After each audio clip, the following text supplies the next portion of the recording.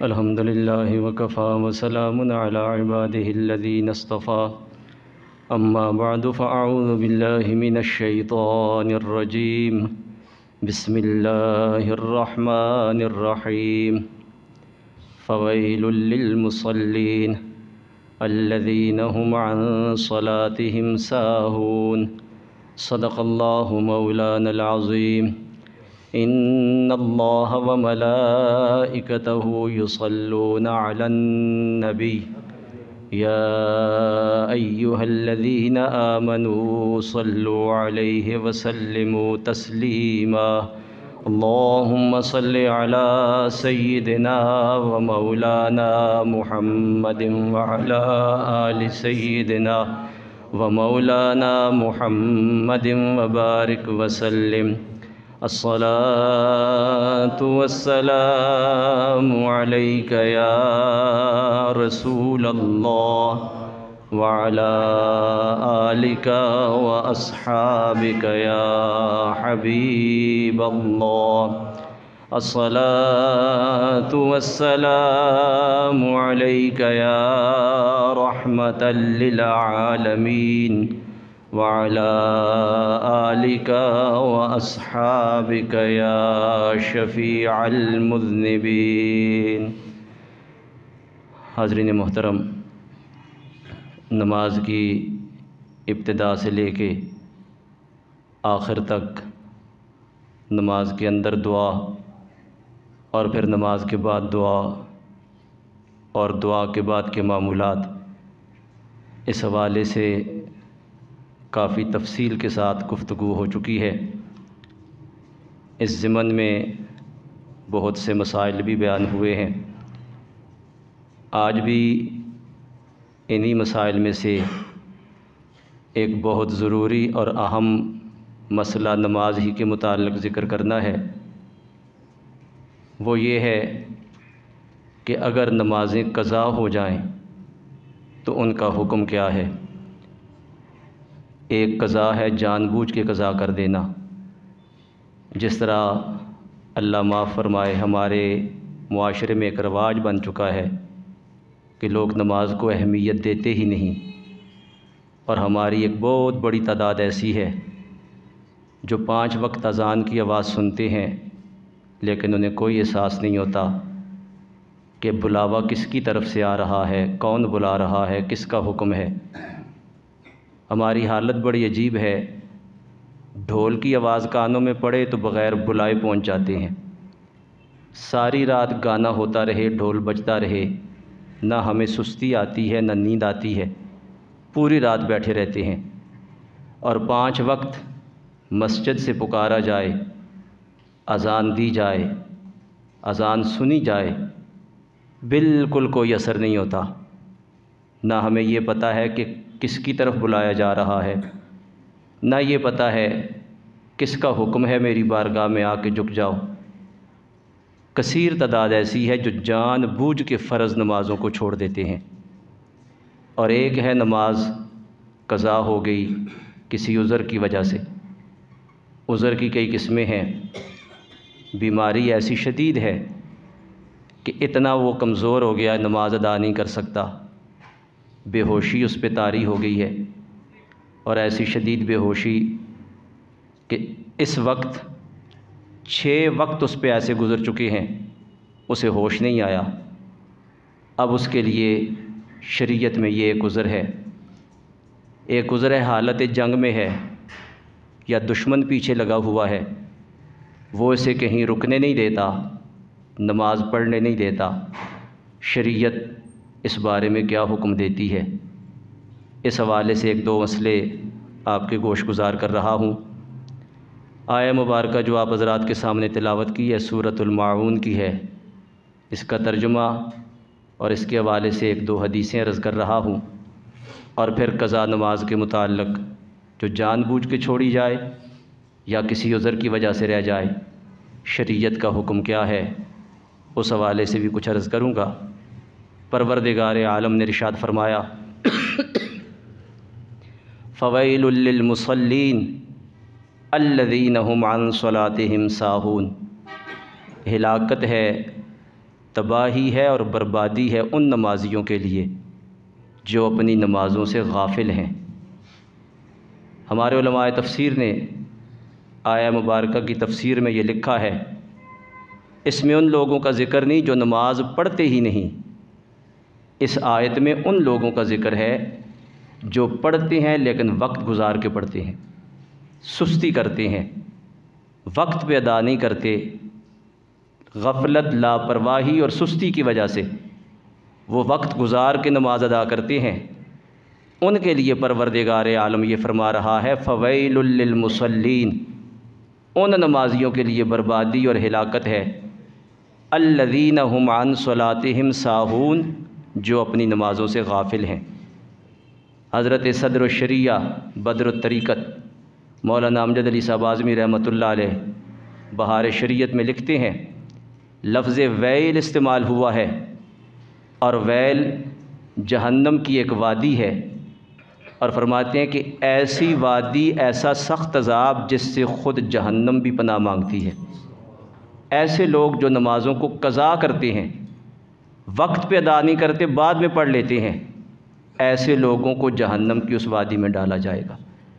अब आप अंदाज़ा फ़रमा लें, जो वक्त गुजार के पढ़े, जानबूझ के फ़र्ज़ नमाज को वक्त पे अदा न करे, जब उसकी ये सज़ा है, तो जो पढ़ते ही नहीं है वो ख़ुद सोच लें फिर उनका अंजाम क्या होगा। और एक बहुत बड़े हमारे इमाम गुज़रे हैं, इमाम ज़ाहबी रहमतुल्लाह अलैह, मोहम्मद बिन अहमद ज़ाहबी रहमतुल्लाह अलैह, वो फरमाते हैं कि वैल जहन्नम की उस वादी का नाम है जिसमें बड़े बड़े पहाड़ों को भी डाला जाए तो उसकी गर्मी से वो पिघल जाएं। पत्थर और पहाड़ जिसके अज़ाब को बर्दाश्त न कर सकें, ये उन लोगों के लिए है जो नमाज को वक्त पे अदा नहीं करते, गफलत और सुस्ती करते हैं। और बुखारी शरीफ के अंदर ये हदीस मौजूद है, सरकार मदीना सल्लल्लाहु अलैहि वसल्लम फरमाते हैं, रात को मेरे पास दो फरिश्ते आए, हज़रत जिब्रील अलैहिस्सलाम और हज़रत मीकाईल अलैहिस्सलाम। फरमाते हैं मुझे अर्ज़ मुक़द्दस में ले गए, मैंने देखा एक शख्स लेटा हुआ है और उसके सिरहाने एक शख्स बड़ा सा पत्थर लेके खड़ा है, उस पत्थर से उसके सर को कुचला जा रहा है। जैसे ही वो सर को कुचलता है, थोड़ी देर के बाद सर फिर पहली हालत पे आ जाता है, फिर वही पत्थर मारता है और कुचल देता है, और ये सिलसिला जारी है। वो चीखता चिल्लाता है दर्द की शिद्दत की वजह से, लेकिन सर को कुचलने वाले को उस पर कोई रहम नहीं आता। सरकार फरमाते, मैंने पूछा जिब्रील ये कौन है और इसका सर क्यों कुचला जा रहा है? अर्ज़ की या रसूलल्लाह ये वो बदनसीब है जिसको रब ने कुरान जैसी दौलत अता फ़रमाई थी।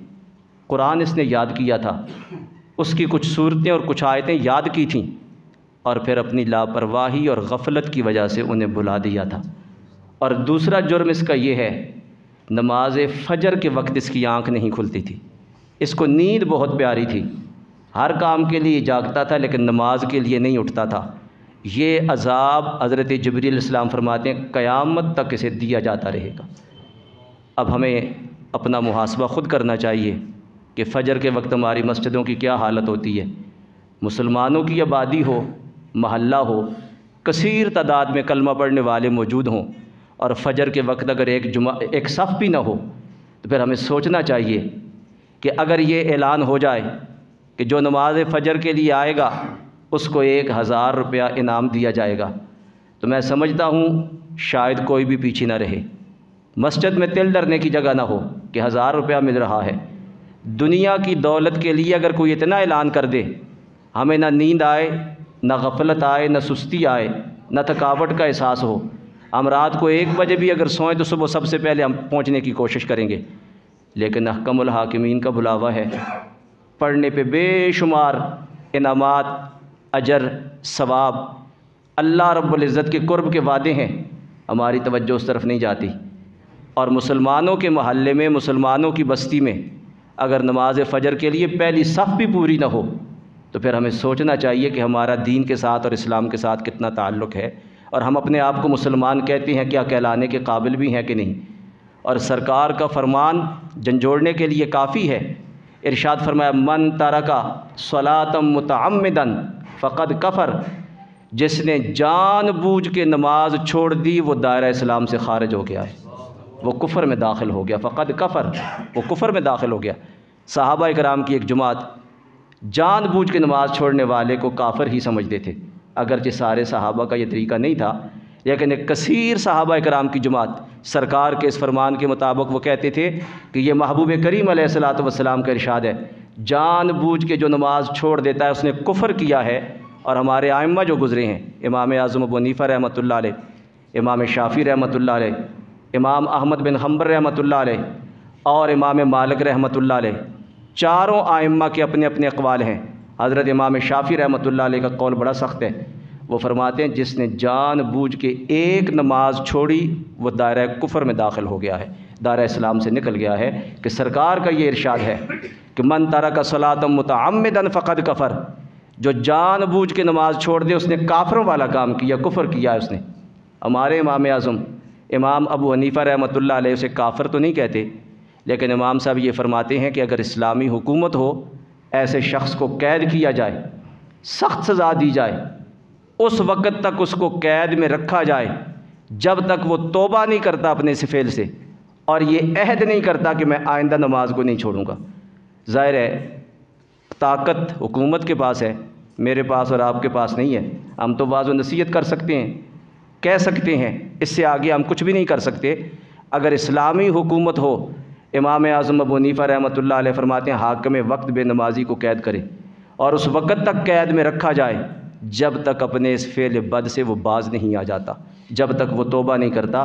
हमारे इमाम साहब उसे काफ़िर तो नहीं कहते, लेकिन ये फरमाते हैं वो बहुत बड़े कबीरा गुनाह का मुर्तकिब हुआ है। और इमाम साहब और हमारे मुहद्दिसीन इस हदीस का तर्जुमा ये करते हैं, सरकार ने फरमाया मन तरका सलातम मुतअम्मिदन फ़क़द कफ़र, जिसने जानबूझ के नमाज छोड़ी वो कुफ़र के करीब पहुँच गया है। उसने वो अमल किया जो एक मोमिन नहीं कर सकता। कुरान में जिसकी इतनी ताकीद हो, अहादीस में सरकार के फरामीन बेशुमार हों, और फिर सरकार का नाम लेवा और अल्लाह रब्बुल इज़्ज़त के साथ मोहब्बत का दम भरने वाला अगर वो नमाज की पाबंदी नहीं करेगा तो इसका मतलब ये है कि अभी उसके दिल में ईमान पूरी तरह दाखिल नहीं हुआ। इमाम आज़म अबू हनीफ़ा रहमतुल्लाह अलैह फरमाते उसने ऐसा काम किया जो उसको कुफ़र के करीब कर देता है। तो ये अहादीस, ये आयात समझने वालों के लिए तो एक आयत ही काफ़ी है, एक हदीस ही काफ़ी है। ना समझने वालों के लिए अगर आप ऐसे दफ्तरों के अंबार भी लगा दें तो उन पर कोई असर नहीं होता। अल्लाह रब्बुल इज़्ज़त हमें ये एहसास अता फ़रमाए कि हम नमाज की अहमियत को समझें और फिर वक्त पे नमाज अदा करने की कोशिश करें।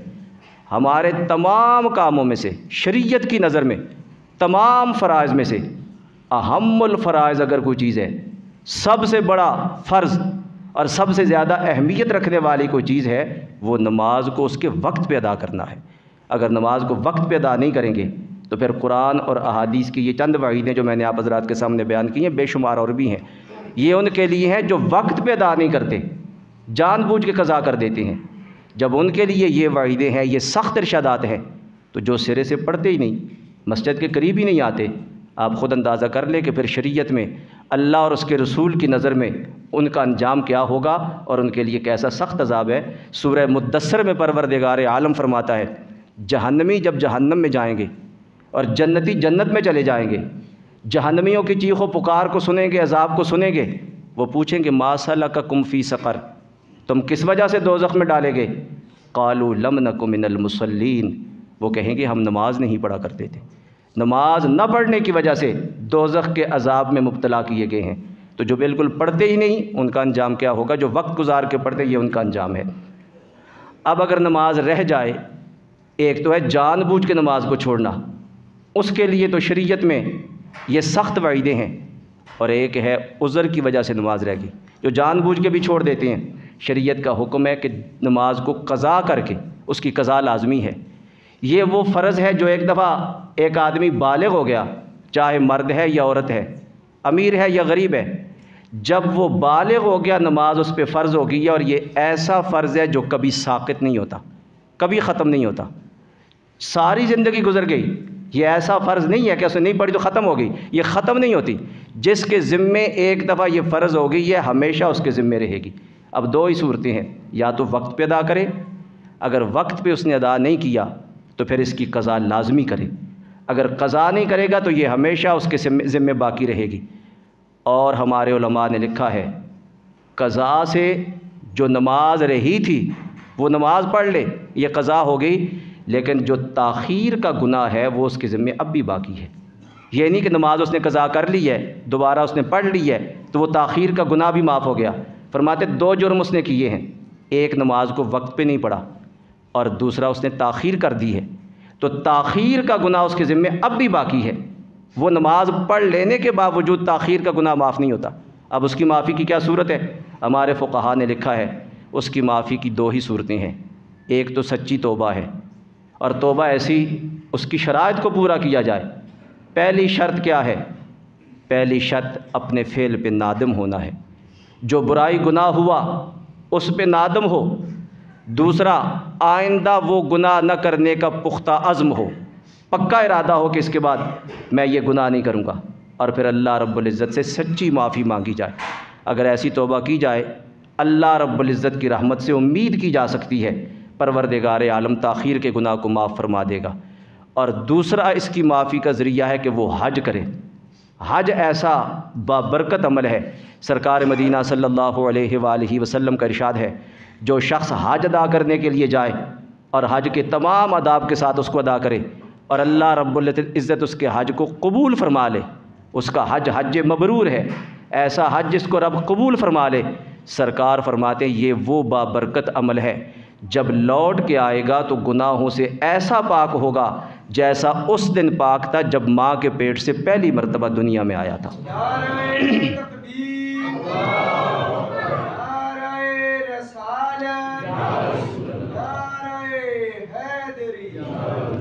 तो ये ताख़ीर का जो गुनाह है इसकी माफ़ी की यही 2 सूरतें हैं। एक पक्की तौबा, और तौबा का ये मतलब नहीं नमाज़ें उसी तरह रहें, मुँह से तौबा तौबा करता रहे, ये नहीं। पहले नमाज़ें अदा करे, जितनी नमाज़ें उसने क़ज़ा की वो सारी अदा करे। और दूसरा जो ताख़ीर का गुनाह है, फिर सच्ची तौबा करे कि मालिक बहुत बड़ी गलती हुई है, आइंदा ये हरकत नहीं करूँगा, माफ़ फरमा दे। या फिर उसके बाद हज करे, और हज की बरकत से अल्लाह रब्बुल इज़्ज़त अगर हज कबूल हो जाए, परवरदिगार आलम उसके सारे गुनाहों को माफ़ फरमा देगा। और कोई सूरत ताख़ीर के गुनाह की माफ़ी की कोई सूरत नहीं है। तो अब पता चला नमाज की अहमियत का कि वक्त के बाद अगर पढ़ेंगे, वो जो रही थी वो तो अदा कर ली या क़ज़ा कर ली है, लेकिन जो वक्त पे नहीं पड़ी थी ये अलग गुनाह है, और ये ऐसा गुनाह है जो किसी और नेकी से माफ़ भी नहीं होता। वैसे तो शरीयत ने बहुत से ऐसी नेकियों का हुक्म दिया, हम वो करें तो छोटे छोटे गुनाह माफ़ हो जाते हैं। रास्ते से तकलीफ़ दे चीज़ को हटाओ, इससे सगीरा गुनाह माफ़ हो जाते हैं। वुज़ू करो, वुज़ू से सगीरा गुनाह माफ़ हो जाते हैं। घर से वुज़ू करके मस्जिद की तरफ आओ, हर कदम पे अल्लाह रब्बुल इज़्ज़त एक गुनाह माफ़ फरमाता है, एक दर्जा बुलंद फरमाता है। और बहुत सी ऐसी नेकियां हैं वो की जाएं तो छोटे छोटे गुनाह माफ़ हो जाते हैं, लेकिन नमाज में ताख़ीर ये इतना बड़ा गुनाह है कि ये इन नेकियों से भी माफ़ नहीं होता। ये अगर माफ़ होगा तो 2 ही सूरतें हैं, या तो सच्ची तौबा, या उसके बाद फिर हज किया जाए, और हज की बरकत से अगर हज कबूल हो जाए, परवरदिगार आलम फिर उसके इस गुनाह को माफ़ फरमा देगा। तो हमें एहसास करना चाहिए नमाज की अहमियत का, और जिसकी शरीयत ने इतनी ताकीद की है, इतनी अहमियत दी है, उसको इतनी अहमियत देनी चाहिए। और वक्त पे सारे कामों को छोड़ के जब नमाज का वक्त हो जाए, पहला काम ये करना है कि मस्जिद में हाज़िर होके अल्लाह रब्बुल इज़्ज़त ने जो हुक्म दिया उसका हुक्म बजा लाया जाए और उस पर अमल किया जाए। और क़ज़ा नमाज़ें अगर किसी के ज़िम्मे बाकी हैं, ये तो उज़र की वजह से, उज़र एक उज़र ये मैंने बयान किया कि ऐसा शख्स माज़ूर है, मसलन एक शख्स सो गया है, उसकी आँख ही नहीं खुली, नमाज गुज़र चुका नमाज का वक्त, अब जब आँख खुली तो उसे एहसास हुआ कि हो बड़ी गलती हो गई है, नमाज रह गई है। अब शरीयत का ये हुक्म है, जैसे ही वो उठा है, अगर वक्त मकरूह नहीं है तो फ़ौरन नमाज अदा कर ले। 3 औकात में नमाज अदा करने की इजाज़त नहीं, तुलूए आफ्ताब, गुरूब आफ्ताब और ज़वाल का वक्त, जब सूरज बिल्कुल सर पे हो। ये नमाज के औकात में इन मसाइल को तफसील से बयान किया जा चुका है। अगर ये मकरूह वक्त नहीं है तो उसको हुक्म है कि जैसे ही उसकी आँख खुले वो सबसे पहले नमाज को अदा कर ले। लेकिन ये कभी कभार, ये नहीं कि इसको आदत बना ले, रोज़ लेट उठे और कहे जी आँख नहीं खुली, आदत बना लेने वाला इसमें दाखिल नहीं। ये वो शख्स जिसकी नमाज कभी कभी रह जाती है, वो माजूर है। एक दूसरा माजूर ये है कि वो किसी ऐसी बीमारी में मुब्तला है, शदीद बीमारी है, कोई उसकी मदद करने वाला नहीं। बीमार के बारे में भी शरीयत का हुक्म ये है, अगर वो खड़े होकर नमाज नहीं पढ़ सकता तो बैठ के पढ़े, बैठ के नहीं पढ़ सकता तो लेट के पढ़े, सर के इशारे से पढ़े। और हमारे फ़ुक़हा ने लिखा है, अल्लाह ताला सबको सेहत और सलामती अता फ़रमाए। इंसान है, इंसान के साथ मसाइल हैं, कभी कभी ऐसी बीमारी भी हो जाती है कि बंदा माजूर हो जाता है, दूसरों की मदद का मोहताज हो जाता है। तो शरीयत का हुक्म यह, अगर कोई इस हालत को पहुँच गया है, नमाज अब भी उस पर माफ़ नहीं है। अब नमाज अदा करने का तरीका क्या है? ना वो खड़ा हो सकता है, ना बैठ सकता है, लेट के नमाज अदा करे। और लेट के कैसे अदा करे? हमारे फ़ुक़हा ने लिखा है, जैसे मैयत को कब्र में रखा जाता है, दाएं करवट पे, उसका चेहरा कब्र में किबले की तरफ होता है, तो पाँव जिधर होते हैं ये दाएं करवट पे उसको लिटाया जाए। ऐसी हालत में उस मरीज़ को लिटा दिया जाए और वो सर के इशारे से, किबला रुख उसका चेहरा हो, दाएं करवट पे लिटा दिया जाए, सर के इशारे से वो नमाज अदा कर ले। एक तरीका ये है। दूसरा तरीका यह, बिल्कुल चित लेट जाए, सीधा पीठ के बल लेट जाए और उसके सर के नीचे कोई सरहाना वगैरह ऐसे अंदाज से रखा जाए कि उसका सर बिल्कुल ऊपर आसमान की तरफ ना हो, बल्कि उसका चेहरा थोड़ा सा नीचे की तरफ झुका हुआ हो। ऐसी हालत में उसके पाँव भी किबले की तरफ होंगे। अब हुक्म ये है, अपने घुटने खड़े कर ले ताकि पाँव किबले की तरफ हो और बेअदबी ना हो। घुटने खड़े कर ले, सर थोड़ा सा नीचे की तरफ झुका हुआ हो, किबला रुख हो, सर के इशारे से वो नमाज अदा कर ले। और अगर कोई ऐसी हालत को पहुंच गया है, ना वो खड़ा हो सकता है, ना बैठ सकता है, ना लेट के सर के इशारे से नमाज अदा कर सकता है, अगर ऐसी हालत को पहुंच गया है, अब शरीयत ने उसको छूट दी है। अब वो ये नहीं कि होंठों से इशारा करे, आँखों से इशारा करे, हाथ से इशारा करे, ये शरीयत ने उसको पाबंद नहीं किया है। अगर सर के इशारे से पढ़ सकता है, मसलन किसी की आँखों का ऑपरेशन हुआ, डॉक्टर ने कहा सजदा नहीं करना, सर को ज़्यादा नहीं झुकाना, अब नमाज तो माफ़ नहीं है। अगर वो बैठ के अदा कर सकता है तो ठीक, नहीं अदा कर सकता तो लेट के सर के इशारे से नमाज अदा कर ले, अल्लाह रब्बुल इज़्ज़त उसकी नमाज को कबूल फरमा लेगा। किबले की तरफ उसका मुँह कर दिया जाए। और अगर मरीज़ किसी ऐसी जगह पे है, ख़ुद भी हरकत नहीं कर सकता, किबले की तरफ मुँह भी नहीं कर सकता, कोई दूसरा पास मौजूद भी नहीं जो उसको ऐसी हालत में लिटाए ताकि वो नमाज अदा करे, नमाज का वक्त हो गया, अब क्या करे? हमारे फ़ुक़हा ने लिखा है, वो जिधर भी मुँह करके नमाज अदा करेगा, रब कबूल फरमा लेगा। ऐनमा तुवल्लू फसम्मा वजहुल्लाह, परवरदिगार आलम फरमाते तुम जिधर भी रुख करोगे अल्लाह उधर ही मौजूद है। अगर ठीक है, किबले की तरफ मुँह कर सकता है या कोई मदद करने वाला है उसको लिटा सकता है, फिर तो किबला की तरफ मुँह करके नमाज अदा करे। और अगर ऐसी हालत है कोई है भी नहीं और ये ख़ुद कर भी नहीं सकता, नमाज का वक्त जा रहा है, अब जिधर भी इसका मुँह है ये नमाज अदा कर ले, परवरदिगार आलम कबूल भी फरमा लेगा, इसको सवाब भी अता फरमा देगा। लेकिन माफ़ इस हालत में भी नहीं है। एक उज़र की हालत ये है कि वो सर का इशारा भी नहीं कर सकता, अब वो ऐसी हालत इज़्तिरार में है, अब शरीयत ने उसको मज़ीद पाबंद नहीं किया। दूसरा ये है, जंग है, दुश्मन इसके पीछे लगा हुआ है, इसको मौका ही नहीं देता नमाज अदा करने का। ऐसी हालत में अगर नमाज रह गई तो बाद में कज़ा कर ले। हदीस शरीफ में आता है, ग़ज़वा खंदक के मौके पे सरकार मदीना सल्लल्लाहु अलैहि वसल्लम मदीना मुनव्वरा में मौजूद हैं। हज़रत सलमान फ़ारसी रज़ी अल्लाह तआला अन्हु के मशवरे से मदीना शरीफ के इर्द गिर्द खंदक खोदी गई। बाहर से जितने कुफ़ार थे, मुशरिकीन थे, यहूदी थे, उन्होंने मुहासरा कर रखा था।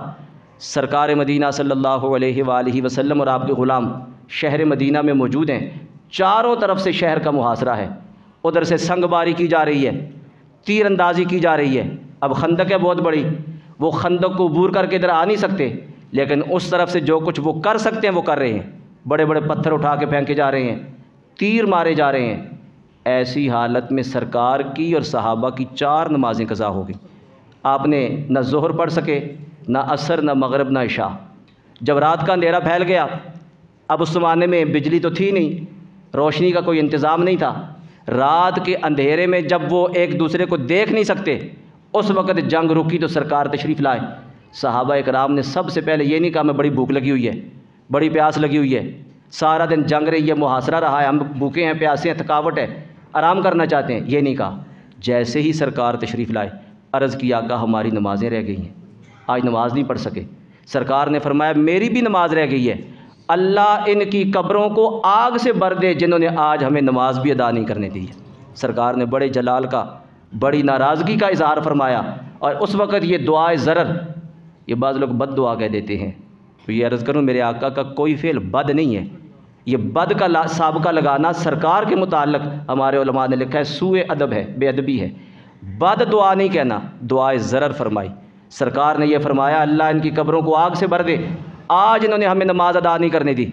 अब सरकार ने पहले ज़ोर की नमाज अदा की है, फिर असर की अदा की है, फिर मगरब की अदा की और फिर इशा की अदा की है। हमारे फ़ुक़हा ने यहाँ से एक मसला लिखा है, वो फरमाते हैं जो शख्स साहिब तरतीब है, और साहिब तरतीब किसे कहा जाता है?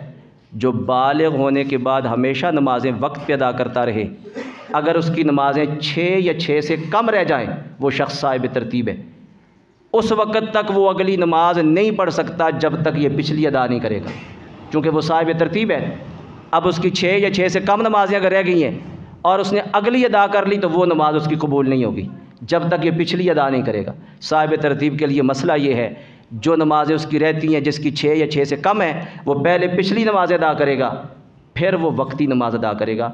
हाँ, 1-2 सूरतों में उसको वक्ती नमाज अदा करने की इजाज़त है। एक सूरत ये है कि जो वक्ती नमाज है उसका वक्त इतना तंग हो चुका है, अगर वो पिछली पढ़ता है तो उसकी अगली वक्ती नमाज रह जाएगी। वक्त में इतनी तंगी है, उस वक्त उसको इजाज़त है कि वो जो वक्ती है वो पढ़ ले, फिर बाद में ये पढ़ ले। और दूसरा ये कि वो जो साहिब तरतीब है, अगर उसकी 6 से ज़्यादा नमाज़ें रह गई हैं, अब वो साहिब तरतीब नहीं रहा, अब वो जो भी पढ़ेगा अदा हो जाएगी। लेकिन जैसे ही वो क़ज़ा नमाज़ें पूरी करेगा वो फिर साहिब तरतीब हो जाएगा। अब उसके बाद अगर उसकी 1-2 नमाज़ें रहती हैं तो जब तक जो रहती हैं ये अदा नहीं करेगा वो अगली नमाज अदा नहीं कर सकता। ये उस शख्स के लिए मसला है। और ये सरकार के इस फ़ेल से हमारे फ़ुक़हा ने लिखा है कि जब 4 नमाज़ें रह गईं तो सरकार ने तरतीब के साथ पहले ज़ोहर, फिर असर, फिर मगरिब, फिर इशा अदा फरमाई। तो इशा की नमाज वक्त पे अदा फरमाई लेकिन बाद में अदा फरमाई। जो पहले 3 रहती थी वो पहले अदा फरमाई। तो सरकार ने अपने अमल से एक मसला उम्मत को बता दिया कि साहिब तरतीब के लिए ये ज़रूरी है, जिसकी 6 या 6 से कम नमाज़ें रहती हैं, जब तक वो पहली नमाज जो रहती है वो अदा नहीं करेगा वो उससे अगली नमाज अदा नहीं कर सकता। तो साहिब तरतीब के लिए वक्त पे नमाज अदा करना, तरतीब के साथ नमाज अदा करना ये ज़रूरी है। और एक मसला हमारे फ़ुक़हा ने यह भी लिखा है, उज़र की वजह से नमाज रह गई, अदा कर ली है, क़ज़ा नमाज हो गई, अदा कर ली है, जिसकी बहुत ज़्यादा नमाज़ें रह गई हैं। ऐसे ऐसे लोग भी हैं, उम्र 40 साल है, 45 साल, 50 साल है, नमाज सिर्फ जुम्मा की पढ़ ली, ईद की पढ़ ली, बाकी 5 पढ़ते ही नहीं। तो ये ऐसा फ़र्ज़ है, बालिग़ होने के बाद जो एक मरतबा नमाज फ़र्ज़ होगी, अब कोई ऐसी सूरत नहीं वो ख़त्म हो जाए, वो ख़त्म नहीं होती, वो हमेशा उसके ज़िम्मे बाकी रहेगी। अगर वो अदा नहीं करेगा, क़यामत वाले दिन परवरदिगार आलम बाज़ पुरस फरमाएगा, सख्त अज़ाब है इसके लिए। अब हमारे उलमा ने ये लिखा है कि ऐसा शख्स जिसकी कई नमाज़ें रह गई हैं या कई सालों की नमाज़ें रह गई हैं, अब वो दुनिया से जा रहा है, अब वो क्या करे? हमारे उलमा ने लिखा है उसे चाहिए वसीयत करके जाए, और वसीयत माल के तीसरे हिस्से में होगी। 2 हिस्से उस वक़्त वरसा का हक़ है, 3 हिस्से उसके तरके के किए जाए जो छोड़ के जा रहा है, 2 हिस्से वरसा का हक़ और 1 हिस्से में तिहाई माल में उसकी वसीयत नाफिज होगी। अब वो वसीयत करके जाए कि मेरे तरके में से मेरी नमाज़ों का फ़िदिया अदा किया जाए। ये फ़िदिया नमाज का कुरान में तो नहीं है, लेकिन रोज़े का फ़िदिया कुरान में है। वअलल्लज़ीन युतीक़ूनहु फ़िदियतुन तुआमु मिस्कीन। परवरदिगार आलम फरमाता है जिसका रोज़ा रह जाए वो 1 मिस्कीन का खाना खिलाए। हमारे फ़ुक़हा ने लिखा है नमाज रोज़े से ज़्यादा अहम है। जब रोज़े का फ़िदिया कुरान से साबित है, रोज़े का दर्जा नमाज के बाद आता है, तो जिसका दर्जा नमाज के बाद है उसके फ़िदिये का कुरान हुक्म दे रहा है। और जिसकी अहमियत रोज़े से भी ज़्यादा है उसका फ़िदिया भी होना चाहिए, अहादीस में भी है। तो फिर हमारे फ़ुक़हा ने लिखा है उसका तरीका ये है कि ऐसा शख्स वसीयत करके जाए कि मेरे तिहाई माल में से जो मेरी नमाज़ें रहती हैं उनका फ़िदिया अदा किया जाए। और फ़िदिया कितना है? 1 मिस्कीन का खाना, 2 वक्त, 1 मिस्कीन को 2 वक्त में खाना खिलाया जाए, सहरी और इफ्तारी में जो उसकी ज़रूरत है उसको खिलाया जाए। ये 1 रोज़े का फ़िदिया है, यही 1 नमाज का फ़िदिया भी है। और आसान अल्फाज में समझना चाहें तो 2.25 सेर गंदम या आटे की कीमत, 1 नमाज का ये फ़िदिया। और 6 नमाज़ें बनती हैं, 6 से मुराद ये है, बाकी फ़राइज़ हैं 5 और वितर अलग है, तो वितर का फ़िदिया भी देना है। तो एक दिन रात में ये 6 नमाज़ें बन गई। इशा के 4 फ़र्ज़ वो अलग हैं, मगरब, असर, ज़ोहर, फ़जर ये फ़र्ज़ अलग हैं, और छठी नमाज वितर है। तो एक दिन की 6 नमाज़ें। अब 2.25 सेर गंदम या आटे की कीमत पूछ ली जाए, ये 1 नमाज का फ़िदिया है। फिर हिसाब करके एक दिन की 6 नमाज़ें, इनका फ़िदिया कितना बनता है? फिर उसकी ज़िंदगी की कितनी रह गई हैं वो हिसाब करके कितना बनता है, फिर जितना बनता है वो अदा किया जाए।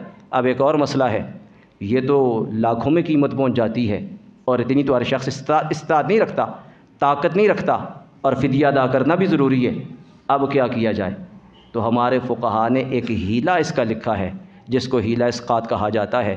हमारे इलाके में होता भी है, सिर्फ़ हमारे इलाके में नहीं होता, कश्मीर में, अफ़गानिस्तान में, चीन में भी होता है। और बड़े बड़े हमारे आइम्मा, मुहद्दिसीन, मुफस्सिरीन, उन्होंने बाकायदा इसकी तफसील लिखी है। दुर्र मुख्तार जिसको फ़तावा शामी कहा जाता है, फ़िक़्ह हनफ़ी की बड़ी मोतबर किताब है, पूरी तफसील के साथ उसके अंदर ये मौजूद है कि यह हीला इस्क़ात कैसे किया जाए। वो कहते हैं उसकी ज़िंदगी का हिसाब लगाया जाए, जितनी रकम उसके पास है वो ली जाए। अब उसकी ज़िंदगी की नमाज़ों का हिसाब किया जाए।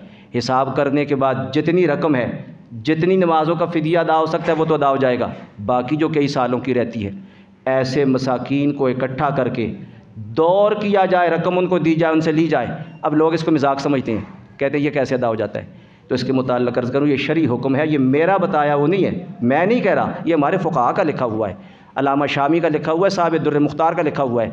बल्कि हमारे मदारस में किताब पढ़ाई जाती है नूरुल इज़ा, और उसका हाशिया दारुल देवबंद के सदर मदरस गुजरे हैं मौलवी एजाज़ अली साहब, उन्होंने भी लिखा है, और यही लिखा है उन्होंने कि उसका फ़िदिया अदा किया जाए। और फ़िदिया अदा करने का तरीका ये है, मिल्कियत बदलने से हुक्म बदल जाता है। एक शख्स की मिल्कियत में जो है, जब मिल्कियत बदलेगी हुक्म बदल जाएगा। और इसको समझाने के लिए उन्होंने उस हदीस का हवाला दिया है। हज़रत बरीरा रदी अल्लाह ताला अन्हा सरकार की एक खादमा थी, कनीज़ थी, उनके लिए किसी ने गाय का गोश्त सदक़े के तौर पे भेजा। सरकार तशरीफ़ लाए, पूछा घर में खाने के लिए कुछ है? अर्ज़ की कि कुछ भी नहीं है, लेकिन सदक़े का गोश्त हज़रत बरीरा रदी अल्लाह ताला अन्हा के लिए किसी ने भेजा है। सरकार ने इरशाद फरमाया, लहा सदक़तुन वलना हदीयतुन, ये बरीरा के लिए सदका है, और बरीरा अगर हमें तोहफ़े के तौर पे दे तो हमारे लिए जायज़ है। वैसे सरकार ने सदका कभी कबूल नहीं फरमाया, आपने फरमाया सदका मोहम्मद और आले मोहम्मद के लिए जायज़ नहीं है सल्लल्लाहु अलैहि वसल्लम। सदका आम लोगों के लिए, गरीबों के लिए है, आपने फरमाया हमारे लिए, हमारी आल के लिए जायज़ नहीं। लेकिन यहाँ ख़ुद फरमाया है बरीरा मुस्तहिक है, उसके लिए होगा तो सदका है।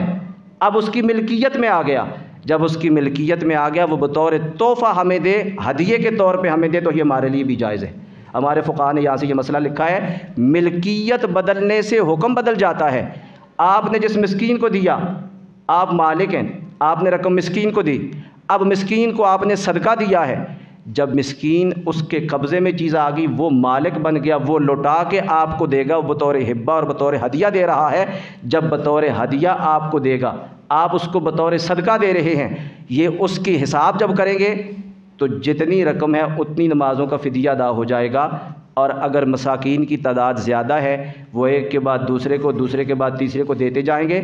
जैसे जैसे मिल्कियत बदलती जाएगी हुक्म बदलता जाएगा।